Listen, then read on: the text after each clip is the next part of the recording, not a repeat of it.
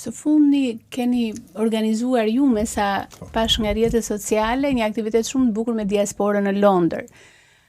Mund na thoni diçka që u bëri mbres nga ky takim dhe qëllimi i takimit i organizuar nga ana juaj ka pas lidhje dhe me paketën e maleve, besoj? Para një muash unë me vendim Këshillit Bashkiak kemi krijuar dhe drejtorinë e diasporës.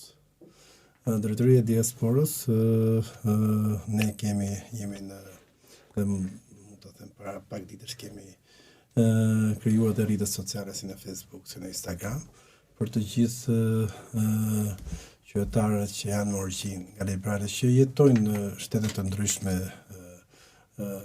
jashtë territorit të Shqipërisë.